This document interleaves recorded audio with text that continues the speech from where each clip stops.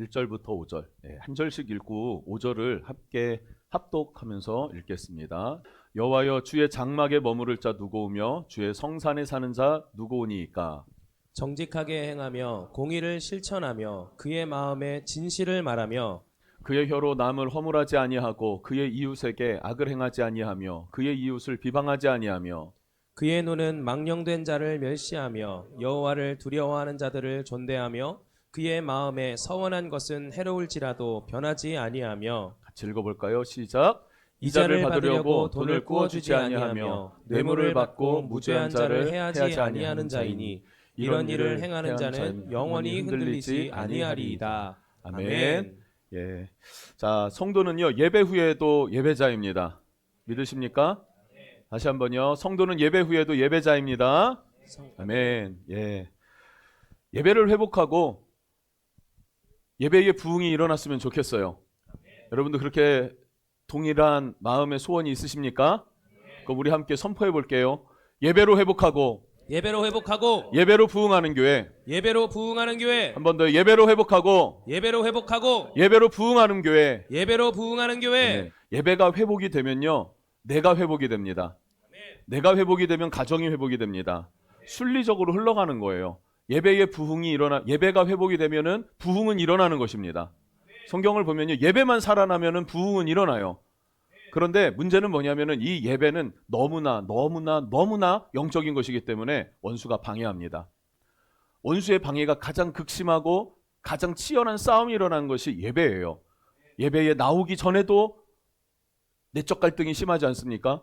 나오는 과정에서도 탐탁지 않을 수도 있고요. 예배를 드림에도 때로는 은혜가 안 될 때가 있을 거예요. 또 예배를 드리고 나아갈 때도 마찬가지일 수 있겠고요. 예배는 가장 치열한 영적 접전이 일어나는 곳입니다. 그러나 예배에 승리하는 은혜가 우리에게 있기를 원합니다. 그것은 우리가 무엇을 잘하는 게 아니라 그냥 주님만을 향한 갈망과 목마름이 있을 때, 그때 우리의 심령은 회복될 것입니다. 왜냐하면 예배가 회복되니까 내가 회복이 되는 거예요. 예배가 회복되니까 내가 부흥케 되는 것입니다. 그래서 이 시간 이 예배가 하나님 앞에 회복과 부흥으로 나아가는 예배인 것을 기억하며 예배를 드리면 좋겠습니다. 여러분, 예배에 은혜 받아본 기억이 있으십니까? 오늘이시죠? 예배의 은혜를 받았다 이렇게 고백해 본 적이 있을 거예요. 그러면 한번 질문을 해보는 거예요. 스스로에게. 예배 은혜 받았어요 라고 했을 때 그 은혜 받은 것을 어떻게 증명할 수 있습니까? 예배에 은혜 받은 증거를 어떤 것으로, 이거 봐봐, 내가 은혜를 받아서 이렇게 됐어 라고 증거품이 있습니까? 증명할 수가 있나요? 뭘로 증명할 수 있을까요? 은혜 받았다라는 것을요. 은혜 받은 적 있으시죠? 어떻게 증명이 됩니까? 아멘. 삶에서죠. 예배를 드리고 성전 밖을 나가요. 그러면 그 나간 그 이후에 그 삶을 통해서 은혜를 받았는지 받지 않았는지가 증명이 되는 거예요.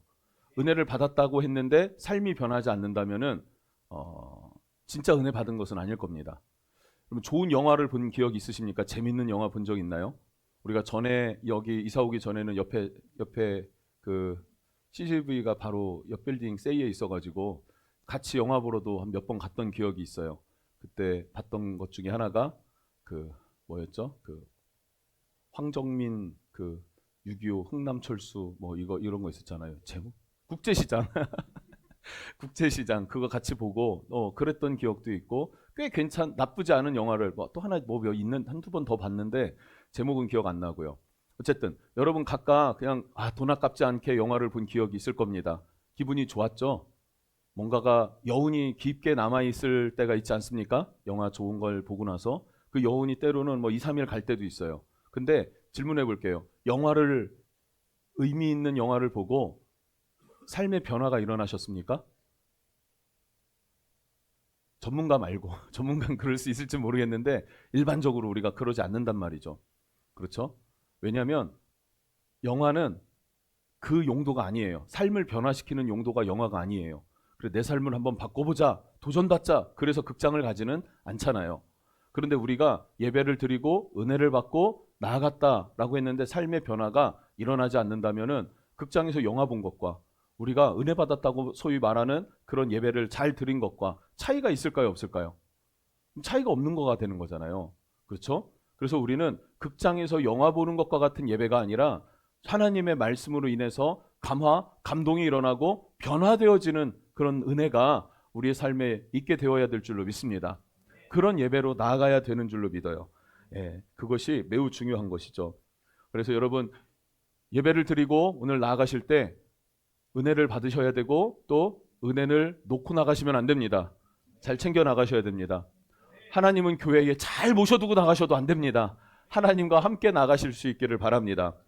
오늘 말씀은 다윗의 시편인데요. 다윗은요, 유난히 하나님 앞에 예배하는 것을 즐거워하고 예배를 사랑하는 예배자였어요. 정말 유독 다윗이 특별히 하나님을 향한 그 예배에 대한 열정과 열망과 소원이 컸었다는 거예요. 심지어 사울의 창을 피해서 10년을 광야길을 도망 다니고 피난 다녔어요. 10년을 피난 다니면서도 그의 소원이 뭐였냐면 뭐겠어요? 뭘까요? 10년을 피난 다니면 소원이 뭐냐면 사울이 제발, 그 왕이 제발 이제 나를 향한 창 던지는 것을 멈췄으면 좋겠어요. 이게 상식적이고 당연한 것 아니겠습니까? 그럼에도 불구하고 다윗의 소원은 하나님의 성전에서 예배하는 게 소원이래요. 시편 27편 4절을 보니까 내가 여호와께 바라는 한 가지 일 그것을 구하리니 곧 내가 내 평생에 여호와의 집에 살면서 여호와의 아름다움을 바라보며 그의 성전에서 사모하는 그것이라. 아멘. 이게 사울의 창을 피해서 도망 다닐 때 자기의 소원을 고백한 노래의 시입니다.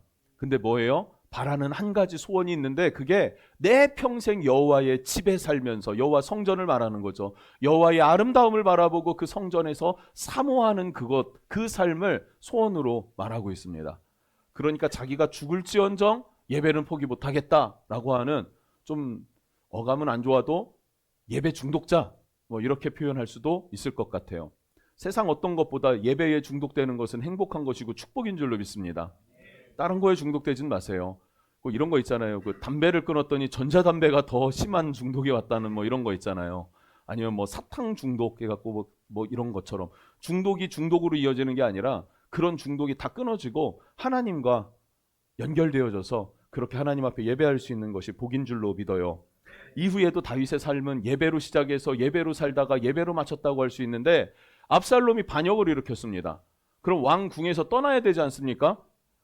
고려 거란 전쟁에도 보니까 현종이 성을 누고 떠나더라고요. 그것 때문에 민심이 막 흉흉해지기도 하고 뭐 이랬었는데 다윗도 예루살렘을 두고 떠날 수밖에 없어요. 그런 상황이 되었습니다. 그런데 제사장들이 어떻게 하는지 아십니까? 법궤를 어깨에 메고 다윗을 따라온 거예요. 한참 정신없이 도망가다 보니까 제사장들이 법궤를 메고 온 거예요. 다윗이 어떡합니까? 야, 내가 아무리 법궤를 좋아하고 이 법궤는 하나님의 임재를 상징하니까 예배를 사랑하고 하나님과 함께하는 것을 원하지만 법궤는 나의 것이 아니야. 이스라엘의 것이지. 그러니 제사장들을 돌려보냅니다. 다시 예루살렘으로 돌려보내요. 그러니까 이 제사장임에도 불구하고 이분들이 착각한 게 뭡니까? 법궤는 다윗의 것이 아니라 하나님의 임재의 궤로 이스라엘의 통치를 상징하는 거예요. 그럼에도 불구하고 다윗이 얼마나 이 법궤를 향한 마음이 열렬했으면 이 법궤를 메고 다윗을 따라갈 생각을 했겠는가라는 것이죠. 그 정도로 다윗은 하나님을 예배하는 것을 사랑했고 갈망했고 목말라 했고 소원했었던 그런 사람이었다라는 것입니다. 다윗의 삶의 목적은 오직 하나님을 경외하며 나아가는 것. 그 이상 기쁜 것은 없다. 그 이상의 의미 있는 것은 없다. 그래서 하나님의 법궤를 모셔둘 성전 짓는 게 소원이었고요. 그리고 왕이 된 후에 첫 번째로 일으킨 첫 번째 왕이 되면은 뭐 여러 가지 정신없는 일들이 있잖아요. 그리고 왕권이 바뀌니까 블레셋이 막 쳐들어와서 전쟁도 일어나고 막 이랬어요. 그러니까 전쟁들, 그런 어쩔 수 없는 일들을 다 마친 다음에 안정적인 상태가 된 직후에 첫 번째로 했던 사업이 뭐냐면 법궤를 모셔오는 것. 블레셋에 빼앗겼던 법궤. 그런데 그 법궤가 다시 이스라엘로 돌아왔음에도 불구하고 아무도 이 법궤를 성전으로 갖고 올, 예루살렘으로 가져올 생각을 못하고 있었어요. 사울왕도 못하고 제사장들도 못하고 선지자들도 못하고 그러나 다윗 한 사람만 하나님 임재의 궤를 사모했다. 그리고 그것을 모셔오는 것이 다윗이 왕이 되고 나서 첫 번째였다는 거예요. 할렐루야. 저는요, 여러분들이, 우리가, 또 제가 우리 은혜의 향해 교회에서 또 여러분의 삶에서 가장 중요한 중심에 예배를 둘 수 있기를 축복합니다. 하나님의 임재를 사모할 수 있기를 축복합니다. 하나님이 임하셔서 다스려 주셔야지만 내 삶은, 내 가정은 회복될 수 있습니다. 완전할 수 있습니다. 그리고 그 주님을 기뻐할 수 있고 즐거워할 수 있는 은혜가 있기를 축복합니다. 그 갈망이 없이 예배하면 안 된단 말이에요. 그래서 법궤를 모셔왔고, 그 모셔올 때 옷이 벗겨지는 것도 모르고 춤을 추면서 기뻐했어요. 어린아이처럼. 그러니까 미갈이, 다윗의 아내가 천박한 여인처럼 이렇게 막 춤추면서 찬양한다는 게 말이 되냐? 길거리에서. 당신은 왕인데 뭐라고 해요. 다윗이 뭐라고 합니까? 나는 백성들 앞에서 예배한 게 아니라 하나님 앞에서 예배하는 거야 라고 얘기를 했어요. 하나님 앞에서 예배. 그렇게 여러분, 주위 상황 환경을 많이 신경 안 쓰고 하나님 앞에서 예배할 수 있는 예배자들이 되시기를 바라요. 하나님 앞에서 예배하는 예배자. 제가 되게 좋아하는 사람 중에 한 분이 토미템이에요. 토미템이. 다윗의 장막. 이 책이 있는데, 이 책에 이런 내용이 있어요. 하나님을 예배하도록 만들어 놓은 성전, 성막, 뭐 이런 것들이 몇 개가 있을 거잖아요. 처음에 하나님이 만들라고 한 게 모세의 성막입니다. 모세에게 성막을 지어라, 회막을 지어라 했던 그 성막. 그 다음에 다윗의 장막을 줘요. 법궤를 모셔온 다윗의 장막. 그리고 나서 그의 아들 솔로몬이 뭘 짓습니까? 솔로몬의 성전을 지어요.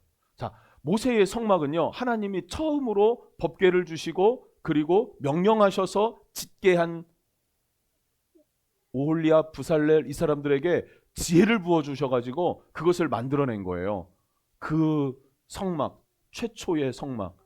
그런 거 있다며요. 남자들은요, 자녀를 낳으면, 자녀가 뭐 하나이면은 어쩔 수 없는데 2명, 3명 되면요, 첫째에게 그렇게 정이 간다고 하더라고요. 예. 근데 우리 여기 거의 다 하나씩 저도 하나 낳고, 재석이도, 우리 형남 민기 다 하나씩이네요. 예. 더 나라고 하기에는 나부터 해야 되는데 지금은 낳기가 좀 어렵네요. 예. 예. 둘, 셋 나면은 첫째에 대한 그 정을 잊지 못한다, 뭐 이런 얘기를 들은 것 같아요. 어쩌면 모세의 성막이 처음 하나님의 임재하신 그 성막이기 때문에 더 애절하게 또 사랑스러웠을지는 모르겠습니다. 그리고 다윗의 장막이 있고, 그리고 솔로몬의 성전은요, 굉장히 아름답고 화려한, 그 당시 최고의 과학과 기술과 재정이 쏟아부어져서 지은 게 솔로몬의 성전이었고요. 솔로몬 성전 다음엔 뭐가 있죠? 수르바벨 성전이 있어요. 이스라엘이 바벨론으로 포로로 끌려갔다가 돌아와서 정말 힘겨운 상황 가운데서도 무엇을 했어요? 성전을 지었더라. 그게 수르바벨 성전이었어요. 그러니까 수르바벨 성전을 짓고 나선 얼마나 큰 감격과 애통과 애환이 담겨 있는지 어르신들은 옛날 솔로몬 성전을 알아요. 70년 전에 어릴 때 봤어요. 그 화려한 것을 봤는데 지금 힘겹게 지은 이 수르바벨 성전은 그거에 비하면 너무 초라한 거예요. 그러니까 어르신들은 애통함에 막 울고, 그리고 젊은이들은 포로기에서 태어난 아이들은 돌아와서 힘겹게 성전을 완성했다고 하는 즐거움에 탄성을 지르고 있고, 굉장히 묘한 분위기가 있지 않습니까? 그게 수르바벨 성전이었어요. 그리고 예수님 시대에는 헤롯 대왕이 이 수르바벨 성전을 보수공사를 합니다. 아름답고 화려하게 꾸며요. 리모델링을 해요. 그래서 백성들의 지지를 얻으려고, 정치인이니까 그렇게 공사를 한 게 헤롯 성전이에요. 자, 그러면 이 토미템이 그 다윗의 장막이라는 책에 이런 내용이 있는 거예요. 하나님 앞에 질문을 하는 거예요. 하나님, 모세의 성막이 있고 다윗이 법궤를 두고 장막을 임의로 쳐놨어요. 그리고 그곳에서 예배를 했어요. 그 다윗의 장막이 있고, 그 다음에 뭐가 있다 그랬죠? 솔로몬의 성전이 있고요. 다음에는 수르바벨 성전이 있고 헤롯 성전이 있어요. 이 성전들 중에 지금은 다 무너지고 다 없어졌습니다. 돌 위에 돌 하나도 남지 않았습니다. 그런데 하나님께서 하나만 회복시키신다면 이 성전들 중에, 이 예배의 처소들 중에 어떤 것을 회복시키시렵니까? 라고 질문을 하는 거예요. 하나님이 뭘 회복시키실까요? 다윗의 장막을 회복시키겠다라고 하세요. 다윗의 장막을 그리워하세요. 다윗의 장막에는요, 뭐가 없어요? 법궤만 덩그러니 있었어요. 그리고 천막을 이렇게 텐트 쳐놓고 그냥 그 위 주변을 둘러서 예배했었던 그곳이었어요. 그것이 다윗의 장막인데 하나님은 그 다윗의 장막을 그리워하시고 다시 세우시겠다라고 이야기를 합니다. 다시 세우시겠다.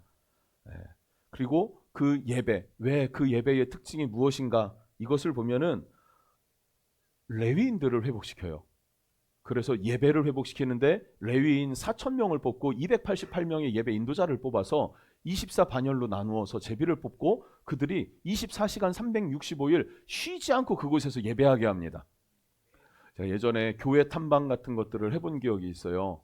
아마 여기 이사 오고 나서 코로나 직전인 것 같은데 포항에 있는 포항 중앙침례교회였어요. 그 교회를 갔는데 여기는 기도실입니다 하고 거기 목사님이 소개를 해주는데 룸 하나를 이렇게 큰 문을 딱 열었어요. 그랬더니 약간 극장식으로 된 거였는데 이렇게 예배실이 있더라고요. 거기에 음악이 딱 틀어져 있고요. 거기 집사님들이 한 10대분이 구석구석 그냥 각자 앉아가지고 각자의 소리로 막 기도를 하고 계시더라고요. 저는 그런 교회가 되었으면 좋겠어요. 우리 은혜양의 교회가. 언제든 이런 기도실을 만들어 두고 언제나 은은한 불을 켜놓고 온도와 습도를 잘 맞춰드리고 그리고 정말로 찬양 소리가 계속 틀어놓고 언제든 어떤 성도든 누구든 와서 쉬어가도 좋고 기도하고 가도 좋고 와서 책을 읽어도 좋고 편하게 와서 머무를 수 있는 그런 교회가 되었으면 좋겠습니다. 이건 꿈만 간질 게 아니라 우리가 함께 이룹시다. 함께 그런 교회를 세워가십시다. 아멘. 그랬으면 좋겠어요. 제 소원입니다. 마음의 소원이에요. 다윗이 그런 다윗의 장막을 만들었다는 거예요. 24시간 365일 찬양과 예배가 끊어지지 않게 이분들의 이 유대인들의 찬양은 말씀을 막 낭독하고 그 말씀에 음을 붙여갖고 막 노래하는 거예요. 태초에 하나님이 천지를 창조하시니라 아까 암송 선포했잖아요. 그럼 그 태초에 하나님이 천지를 창조하시니라 이걸요 즉흥적으로 노래를 막 부르는 거예요. 그러면 즉흥적으로 어떤 음을 붙여서 노래를 부르면 그 뒤에 콰이어들이 그것을 막 따라 부르는 거죠. 조사님 한번 해볼까? 할 것 같은데 잘해요. 예, 원래 잘해요. 그거 훈련이 많이 잘 돼 있어서 재경이도 잘하고 잘해요. 이렇게 태초에 하나님이 그러면 이제 뭐 음을 붙여서 막 노래를 불러요. 그럼 이제 따라서 부르고 이거 막 계속 반복되는 거예요. 그러면서 예배가 막 깊어지는 어떤 것들. 다윗의 장막의 예배가 그런 예배였을 것이다라고 짐작을 하더라고요. 근데 왜 다윗은 장막을 세워두고 레위인들로 하여금 24시간 365일 계속 예배하게 했을까? 그것은 시편 22편 3절을 보면 이스라엘의 찬송 중에 계시는 주여 주는 걸어가시니이다. 그죠? 이스라엘의 찬송 중에 계신데요. 하나님 어디에 계신다고요? 찬송 중에 계세요. 그러니까 그 찬송 소리가 끊어지지 않도록. 그러면 이스라엘에 하나님이 계시니까 하나님이 바라보시니까 누가 이스라엘을 해할 수 있겠습니까? 세상에 어떤 나라가 모압이 암몬이 아수르가 누가 이스라엘을 해할 수 있겠어요? 아무도 이스라엘을 해할 수 없도록 하나님이 지켜주신다라는 것이죠. 그런 보호와 지켜주심이 여러분의 삶에 있으면 얼마나 좋을까요?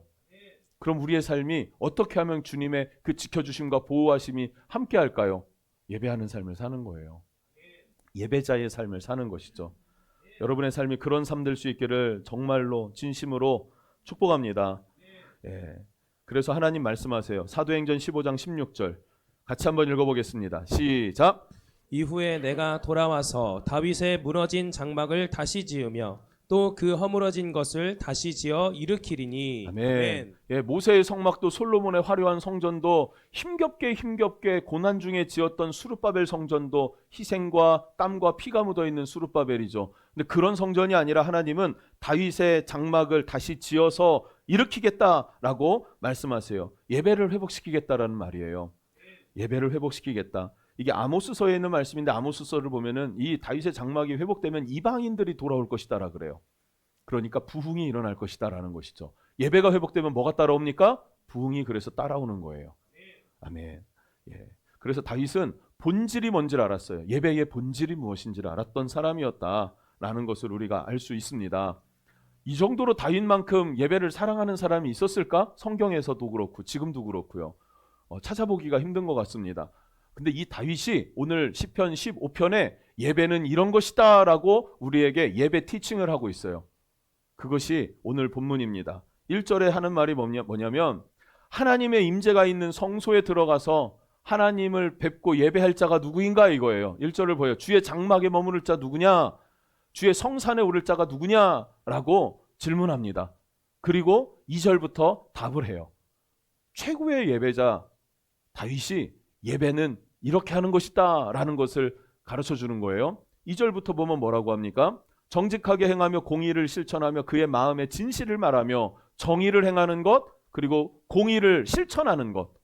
하나님의 성품이 정의와 공의입니다.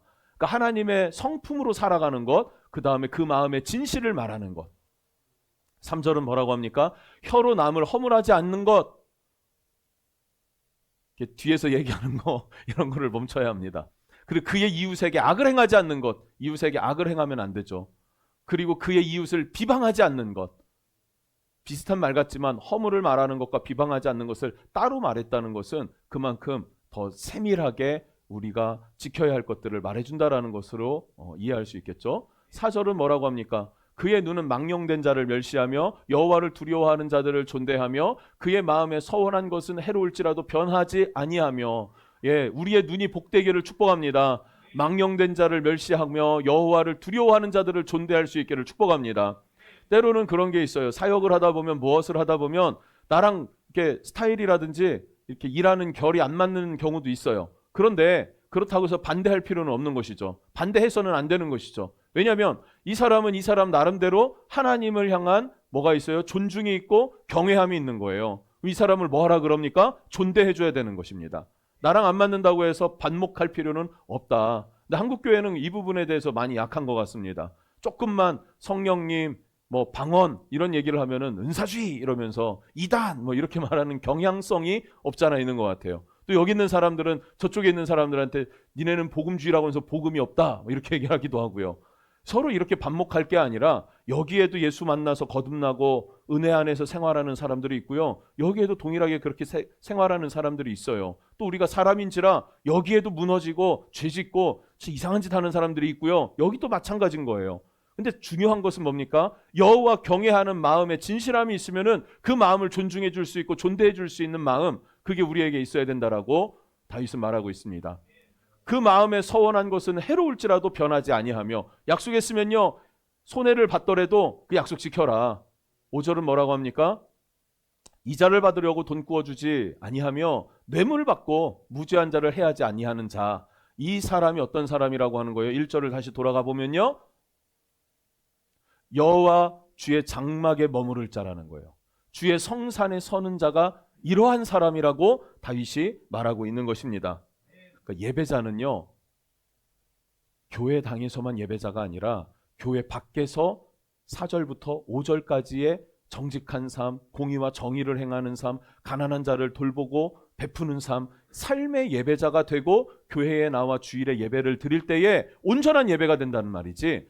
세상에서의 삶은 내 마음대로 하나님 없이 살다가 교회에 나왔을 때 나 주님 왔으니 나를 받아주소서 이렇게 예배한다고 해서 하나님이 받아주시는 예배가 되지 않는다라는 것을 다윗이 말해주고 있는 것입니다. 그러면 이렇게 생각하죠. 부담스럽지 않습니까 여러분? 예배자가 부담스럽지는 않나요? 할만 하십니까? 할만 했으면 좋겠습니다.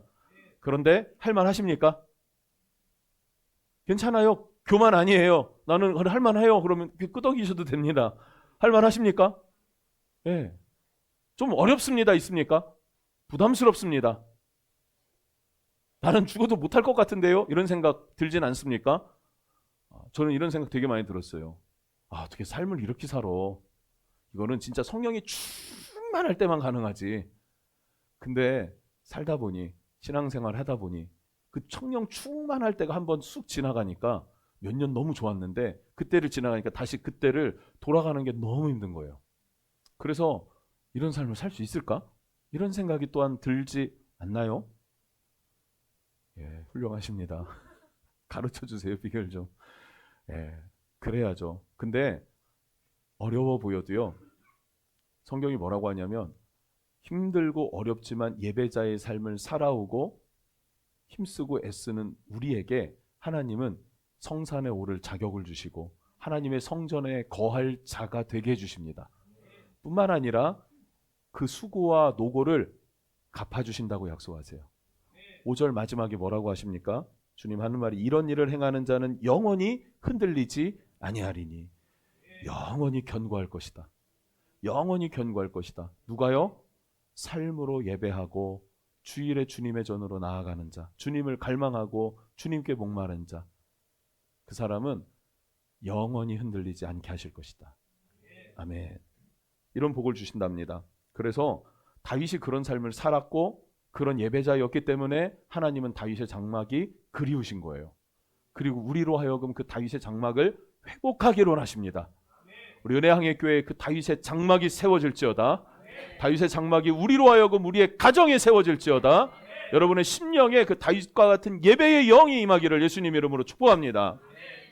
그랬을 때에 다윗을 하나님이 사랑하셨고 신뢰하셨고 지지해 주셨고 동행해 주셔서 흔들리지 않게 하셨다 그랬어요. 사무엘하 7장 3절을 보면 여호와께서 왕과 함께 계시니 마음에 있는 모든 것을 행하소서 이렇게 얘기를 합니다. 하나님이 막 지시를 해주시니까 하나님이 다윗을 향하여서 내 마음에 합하다라고 했잖아요. 합하다라는 게요 100% 일치하다는 거예요. 하나님의 DNA와 다윗의 DNA가 일치했다는 것입니다. 아멘. 우리가 예수 그리스도의 떡과 잔을 먹고 마셨잖아요. 예수님의 DNA와 나의 DNA가 일치되는 것입니다. 이제는. 아멘. 예, 다윗이 그래서 하나님의 마음과 생각을 아는 거예요. 하나님의 뜻을 아는 거예요. 그렇게 예배하는 거예요. 자, 그러면 다윗 안에 누가 충만한 것입니까? 하나님의 영이 충만한 거예요. 그러니까 다윗이 무엇을 마음의 뜻을 먹고 생각을 하고 계획을 해요. 그럼 이 마음의 생각과 계획이 누구에게로부터 온 거예요? 내면에 충만하게 임한 성령으로부터 온 거예요. 그러니까 나단 선지자가 와서 하는 말이 왕과 하나님이 함께 하십니다. 그러니 마음에 있는 모든 것을 행하소서 라고 지시해 주는 거예요. 무엇을 해도 하나님이 함께 하신다는 거예요. 근데 이게 아무나 그런 게 아닙니다. 교회 다닌다고 다 그러는 게 아니에요.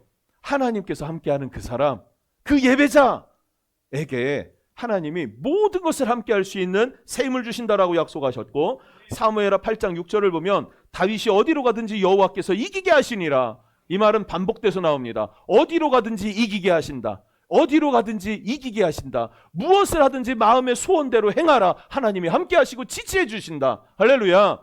세상 사람들 다 안 된다 그래도요, 하나님이 지지하시고 하나님이 된다 하시면 되는 겁니다. 우리의 인생이 그럼 얼마나 복된 인생이 되겠습니까? 여러분의 삶과 우리의 삶이 그렇게 하나님 안에서 복된 삶 되어질 것을 주님의 이름으로 축복합니다. 반드시 그렇게 되어지기를 원합니다. 그래서 우리는 예배의 회복을 힘써야 해요. 우리의 예배의 모델은 다윗이 되어야 합니다. 그래서 우리는 주중에도 하나님 앞에서의 삶을 살아내셔야 돼요. 주일을 나가시면서도 하나님과 함께하는 그 마음의 결단 가지고 살아가실 수 있기를 축복합니다. 그래서 삶의 변화를 일으키셔야 돼요. 내가 의도적으로 일으키는 게 아니라 은혜를 받으면 돼요. 은혜를 받으면요, 그 삶의 변화라는 게 막 혁신적인 변화를 일으키자는 얘기가 아니라 작은 변화들 있잖아요. 아침에 일어나서 눈을 떴을 때에 주께 감사하면서 아, 주님 하루 주심이 감사합니다 라고 시작할 수 있는 변화. 굉장히 이거 복되지 않습니까? 아침에 깰 때에 주의 형상으로 만족하리이다. 다윗 하나님과 예배하면서 나아가는 그 삶의 고백, 그것이 아침에 일어났을 때, 아침에 깰 때에 주의 형상으로 만족하면서 하루를 시작하는 거예요. 이런 인생이 좋습니까? 눈 뜨자마자 또 오늘도 시작하는구나, 이렇게 시작하는 인생 되기를 원하십니까? 만족으로 시작할 수 있고 감사로 시작할 수 있는 하루가 되시기를 축복합니다. 누가 이런 삶을 살 수 있다고요? 삶의 예배자가 됐을 때. 할렐루야. 주일날만 와서 예배 드리는 건 종교인에 불과해요. 물론 신앙이 약할 때는 거기서부터 시작하는 게 맞습니다. 그런데 조금씩 우리가 성장하고 성숙해 나가십시다. 그래서 삶의 예배자가 될 수 있기를 원합니다. 그래서 주일에 성전에 모일 때도, 우리 예배 드리며 모일 때에도 최고의 컨디션을 만들어 오세요, 여러분. 토요일 날 일찍 주무시고, 축구 보지 말고 일찍 주무시고, 예, 주일날 나올 때도요, 좀 좋은 옷을 입고 나오실 수 있으면 좋겠습니다. 물론 여러분들이 목사님은요 이러면은 할 말은 없어요. 그래도 최소한 똑같은 청바지를 입어도 무릎에 나온, 무릎 툭 튀어나온 청바지는 깨끗해도 안 입고 나옵니다, 주일은. 그 무슨 말이냐면 가지고 있는 것을 최대한 갖춰 입고 나오려고 그래요. 옷을 어떻게 입느냐에 따라서 마음 태도와 자세가 좀 달라지지 않습니까? 예. 그래서 주님을 사모하는 마음을 한번 정성껏 담아보세요. 여러분의 입장에서 생각 떠오르는 대로. 그래서 하나님을 사모하며 기대하며 나갈 수 있으면 좋겠어요. 회심의 변질, 이런 책이 있는데 이 책 내용에 이런 내용이 있어요. 초대교회 성도들은요, 예배드리기 전에 4가지를 질문하고 4가지의 그 질문에 답을 하고 교회당으로 들어왔답니다. 그리고 예배를 드리는 거예요. 그러니까 교회 멤버십은요 아무나 받는 건 아니었어요. 사실은 막 긍휼로 사랑으로 해갖고 누구든 오세요, 뭐 그죠, 누구든 오세요예요. 그런데 그냥 마구잡이로 와갖고 성도입니다, 뭡니다, 뭐 당신은 집사님입니다, 당신은 권사님이, 당신은 뭐 장로님이, 이런 거 안 줬단 말이에요. 그런 식으로 초대교회는 결코 교회의 벽이 높았습니다. 그 진짜 예수를 만나고 거듭난 사람이 형제로 받아들여져야지만 교인이 되고 교회의 멤버십으로 인정을 해주는 거예요. 왜 그러냐면 생명이 달렸기 때문에, 우리의 생명이 달려있기 때문에.